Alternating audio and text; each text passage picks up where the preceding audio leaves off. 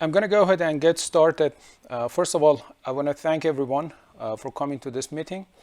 The title of my presentation is Poverty and Distribution of Wealth in the United States, a Descriptive and Predictive Approach. Here's the list of topics I'm going to cover in this presentation. First, I will start with a background about the research and why me and my co-authors decided to study this field. Next is World Development Identifier, or WDI framework. And then I will go through COVID-19 implications, objectives, theoretical background, definition of poverty, and finally obtained results and discussion. So this research is part of an ongoing project on development parameters in the United States. One of the important pillars of development in every country is poverty and inequality. Previously, me and my colleagues conducted research on the readiness of the ICT infrastructure in the United States, and its results were published at International Journal of E-Government Research. So in line with that research, we want to cover another pillar of development for in the current presentation, and the objective is to explore trend of poverty and its roots in the United States. And the long-term goal is to study other pillars of development in the United States as well as other countries to be able to target grants, internal or preferably external grants in this area. World Development Identifier, or WDI, is a framework defined by the World Bank to monitor transition of underdeveloped and developing countries toward development. It has several pillars, including poverty and inequality, people, environment, economy, states and market, and etc. So one of the important pillars is poverty and inequality. So the main focus in this structure or framework is underdeveloped and developing countries, but developed countries need a serious attention given the recent outbreak of COVID-19. So the main mission of the World Bank is to eradicate poverty by 2030. Obviously, with the recent COVID-19, this milestone will be pushed back. So in this research, we narrowed the scope to just United States and its poverty and inequality pillar, hopefully in near future, and through collaboration with colleagues, especially in Department of Economy, we will cover other pillars as well. So the disruption caused by COVID has changed the norm of life all around the world. Millions of people lost their jobs, and thousands of businesses went bankrupt, and economic identifiers dropped significantly. As of April 2022, over 80 million confirmed cases and 980 deaths were reported by CDC. And health experts believe that another pandemic is inevitable in coming years or decades. So governments, especially in the United States, should plan in advance to be able to deal with that and mitigate its consequences efficiently and effectively. According to a report by McKinsey and Company, it will take at least 3 years for the US and Eurozone's economy to get back on the rail. And United Nations refers to it as a human, economic, and social crisis. And we know that its impacts have been more severe on marginalized and vulnerable segments of population inside the United States. Some people, especially politicians, refer to it as an equalizer, but its impacts will increase gap between social classes. So the main objectives of this research is to explore the effect of income inequality on poverty, and then study the trend of poverty in various social groups over the past 50 years.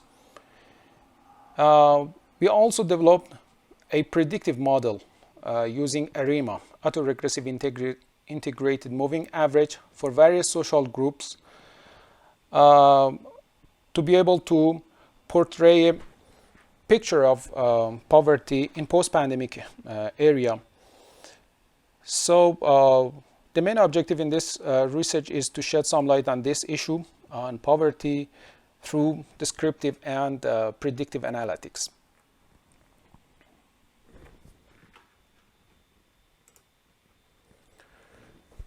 Regarding the available theories in this area, the most important one is presented by Bergenen, which highlights the relationship between poverty, inequality, and growth.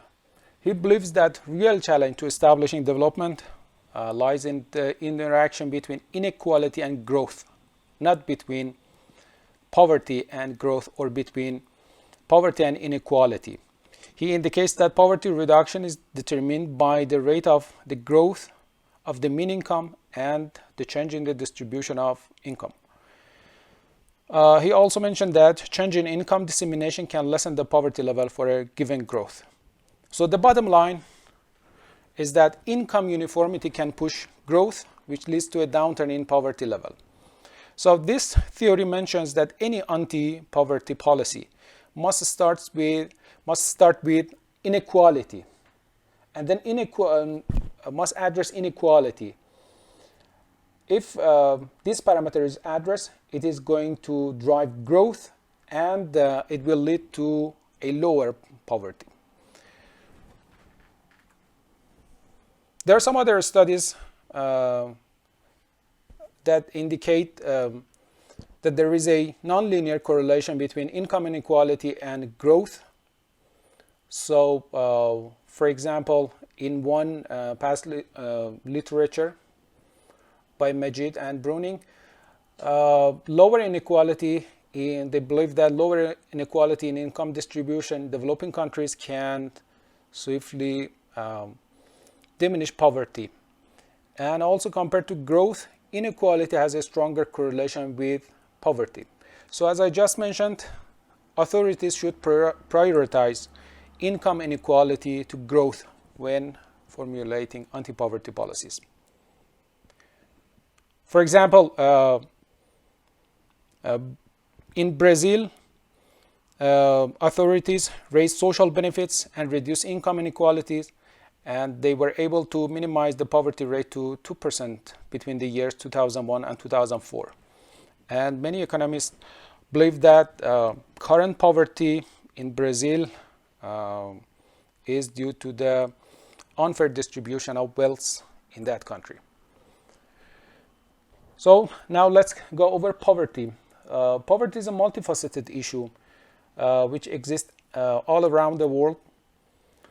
As far as the poverty is concerned, what differs between underdeveloped and developing countries on the one hand and developed countries on the other hand is the form of deficiency.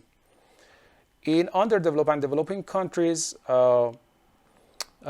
governments are unable to provide the basic needs of the large percentage of their population. But in developed countries like United States, Western Europe, this deficiency appears in the form of homelessness, lack of education, and lack of access to health insurance.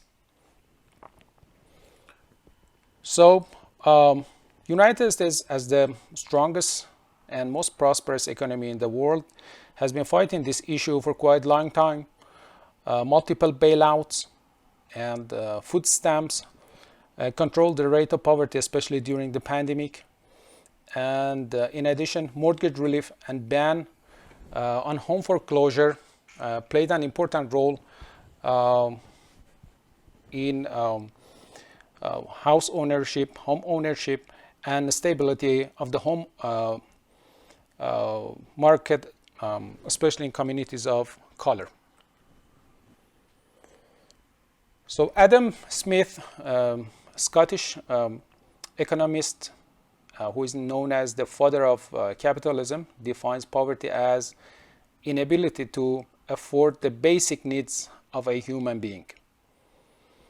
The World Bank also defines poverty as the failure to meet the basic needs of a person, like home, education, food, and etc.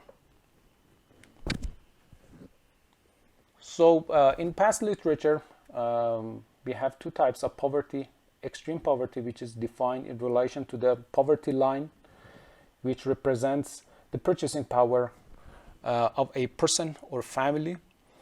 So eliminating extreme poverty equals ensuring that everybody can meet their basic needs like food, home, and etc. International poverty line set by the World Bank is $1.9 per day for underdeveloped and developing countries. So according to this number, about 10% of the world's population, equal to 734 million people, were in extreme poverty in 2015. And COVID-19 probably raised this number from 2015. On the other hand, relative poverty is concerned with fractional population with insufficient financial resources compared to other people. And European Union considers poor as those whose economic resources are below 50% of the mean income in the member countries. And in the United States, U.S. Census Bureau compares households' income to the poverty line based on the Consumer Price Index to measure the relative poverty rate. And as of 2018, 13.1, equal to 43 million Americans live below the poverty line.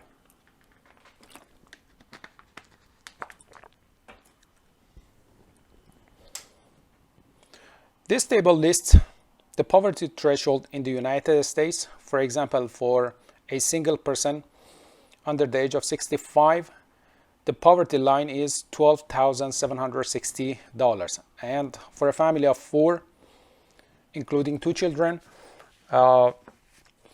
this number is $26,000. So these numbers are much higher for Alaska and Hawaii. And as I just mentioned, about 43 million people in United States live in poverty, including 15 million children. So given the provided discussion regarding poverty, inequality, and growth, we want to address these 3 questions for Americans who live behind the 50% of the poverty line. First question is, are income inequality and economic growth positively related to the percentage of poor in the United States? Second question is, do all social groups benefit equally from economic growth of the United States? And if not, what social group or race benefits the least? And last question is, given the past poverty trend, what would be the prediction of poverty and prosperity of various social groups in the US for the next 5 years? So we are going to use data available at US Census Bureau as well as the World Bank to analyze poverty identifiers between the year 1917 and 2019, and then use this data to be able to predict 5 years ahead. So to address the first question, we ran Pearson Correlation among these 3 variables: inequality, represented by Gini index, growth, represented by real GDP in $1 trillion, and poverty by percentage of people below 50% of poverty level. So the result indicates that there is a strong and positive correlation between the percentage of people below 50% of poverty level and Gini index in the US. And the other result is that as the economy grows, the number of poor and income inequality increases.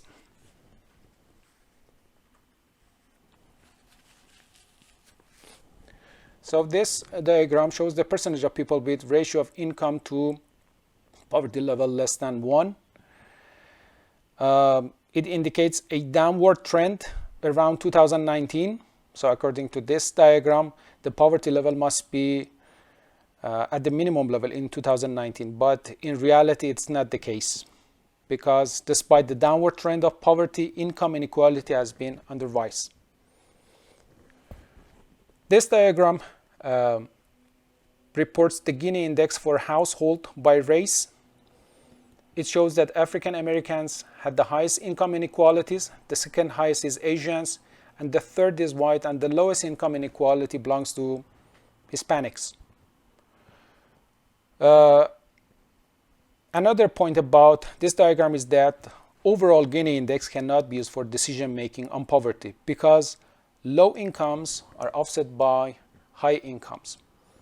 So we have to consider, take multiple factors into consideration when formulating anti-poverty policies, both inequality, poverty, and growth.